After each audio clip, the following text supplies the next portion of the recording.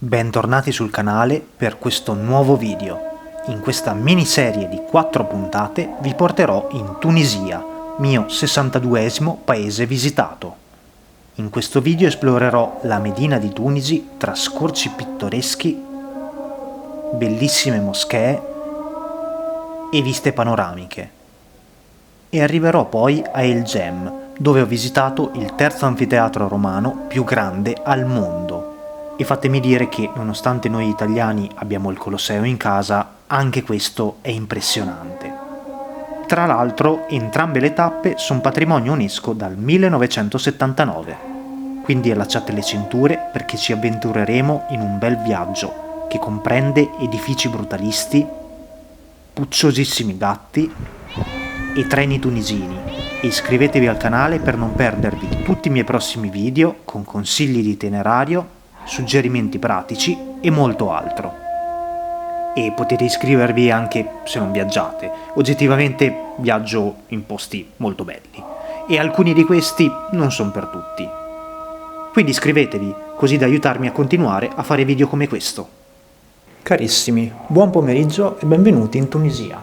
È la mia prima volta nel paese, sono molto felice di essere qua e non sono arrivato da tanto. Adesso, come vedete, sono nell'appartamento, ho fatto il check-in, ma in verità mi fermerò solo una notte a Tunisi, avrò veramente poche ore perché domani mi sposterò a sud. Intanto, due cose belle che sono successe. Prima di tutto non ho pagato il volo, perché praticamente al momento del pagamento la compagnia aerea non ha ritirato i soldi in tempo, quindi sono venuto qua gratis. E seconda cosa, sono stato riconosciuto per la prima volta in aereo, tra l'altro assurdo, e proprio aereo Milano-Tunisi all'atterraggio, quindi sono contento che il duro lavoro dei video inizi a ripagare, insomma. Comunque, come detto, non ho tanto tempo in città perché già da domani mi sposto. E la prima cosa da fare oggi è quella di chiedere informazioni alla stazione dei treni, perché domani mattina alle 6 ho un treno, quindi non voglio rischiare di andare là per nulla. Quindi sicuramente prima cosa che faccio, stazione dei treni, poi breve giro per la città. Dopo essere andato a comprare il biglietto del treno dal costo di 11 dinari per una seconda classe, mi inoltro nella Medina. Il meteo non è molto clemente, ha piovuto un bel po' e infatti sì, scivola molto. Comunque dopo non molto mi faccio trascinare da un ragazzo sulla terrazza del negozio di un suo amico. Sono situazioni che mi sono capitate spesso, ma devo dire che nessuno ha mai insistito più di tanto affinché comprassi qualcosa. Le scuse del passerò nei prossimi giorni o ho già comprato questo tappeto hanno sempre funzionato. Tra l'altro i tunisini hanno un amore smisurato verso gli italiani. Tutti hanno parenti o conoscenti in Italia e spesso sanno più di qualche parola in italiano.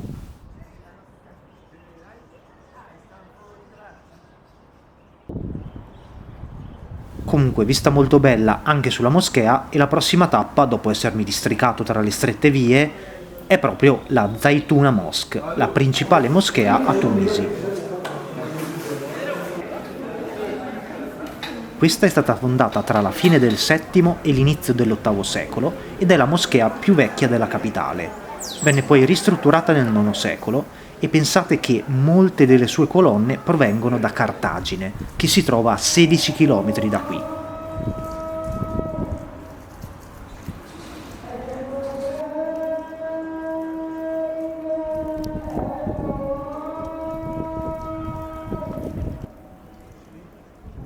Poi, nuovo giro per la Medina, dove ho modo ancora una volta di sperimentare il cuore e la pazienza dei locali.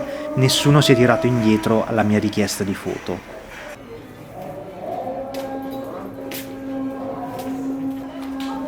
Comunque Tunisi, con la sua area metropolitana, conta circa 2.700.000 abitanti, però nacque come villaggio all'ombra della ben più importante Cartagine e dal 1159 è capitale.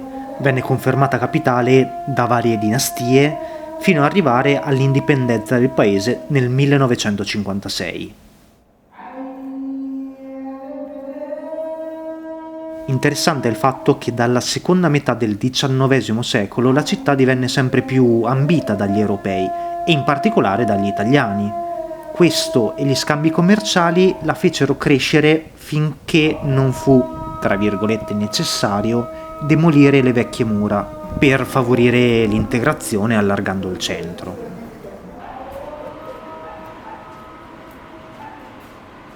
Mentre faccio merenda con un chapati, che può essere definito come una specie di piccolo calzone, continuo la mia esplorazione per la Medina. Ah, cosa che non ho detto prima è che la Medina venne fondata intorno al 698 e che oggi è patrimonio UNESCO.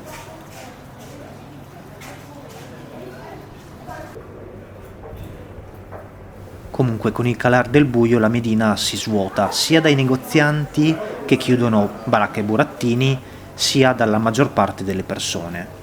Fa abbastanza impressione vedere come il centro di una capitale si svuoti completamente anche così presto, anche se da un lato devo dire che è affascinante.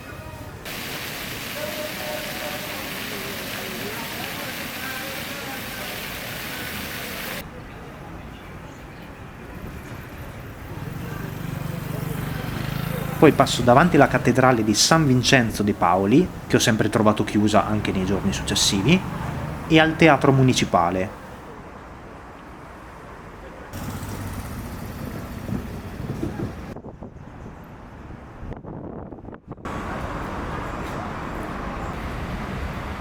E poi all'Hotel du Lac, costruito negli anni 70 con il progetto di un architetto italiano.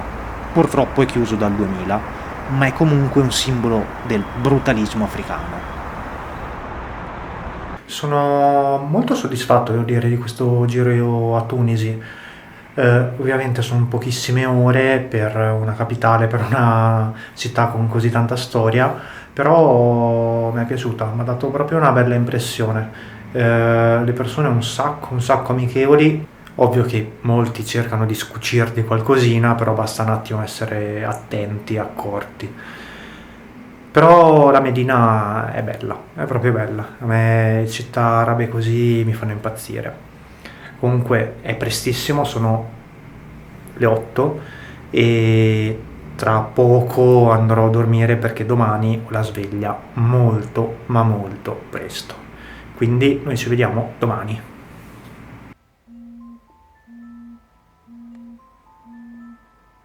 Carissimi, buongiorno da El Gem. Dopo 3 ore abbondanti di treno da Tunisi sono arrivato qua e mi trovo già in verità all'anfiteatro.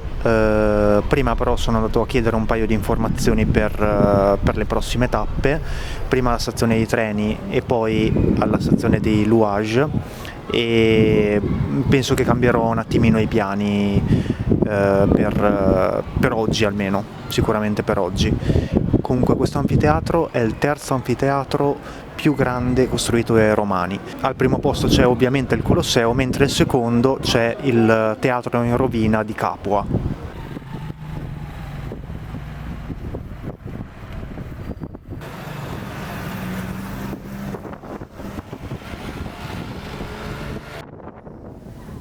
L'anfiteatro è raggiungibile a piedi dalla stazione. Il costo d'entrata è di 12 dinari tunisini, circa 3,60 € e come detto il sito è patrimonio UNESCO.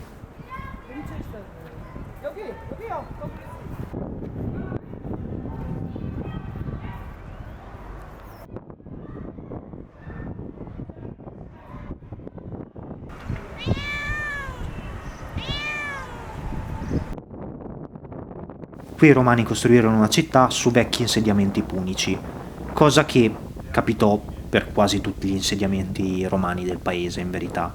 L'anfiteatro venne costruito all'inizio del III secolo e al tempo la città si chiamava Tisdrus e rivaleggiava con Sus come seconda città del Nord Africa dopo Cartagine.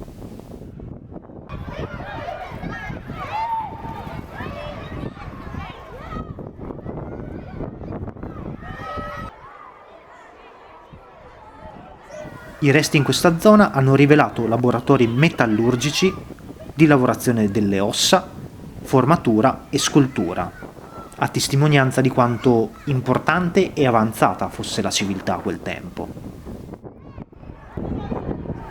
L'anfiteatro poteva ospitare 35.000 persone e per darvi una scala di riferimento il Colosseo ne ospitava 50.000.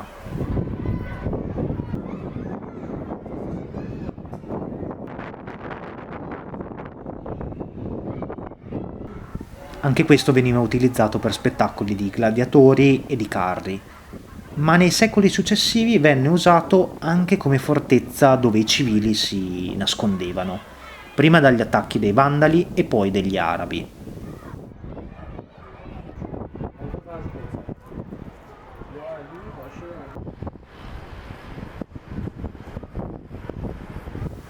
Al giorno d'oggi non è completo perché alcune delle sue pietre vennero usate per costruire parte del villaggio e altre vennero trasportate a Kairouan per la costruzione di una moschea.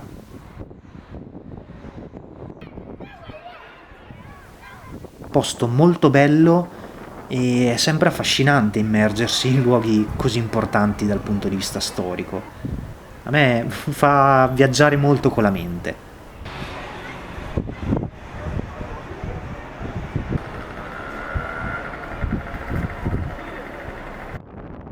Comunque fa ridere perché i turisti non sono molti, ma c'è una mandria di bambini più qualche anziano dalla Corea. Nei giorni successivi ho poi incontrato varie persone coreane, che ho poi scoperto arrivate in crociera.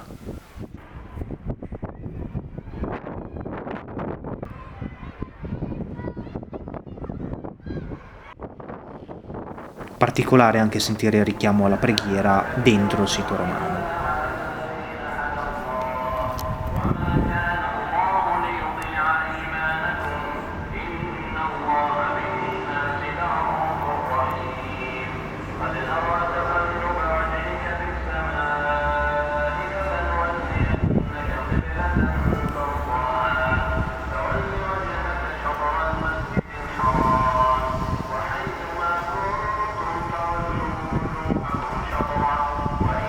Siamo arrivati alla fine di questo primo video dalla Tunisia. Io vi ringrazio di essere rimasti fino alla fine e se non lo siete già vi chiedo di iscrivervi al canale per supportarmi e per non perdervi tutti i miei prossimi contenuti. Nel prossimo video vi porterò nella splendida città di Sousse.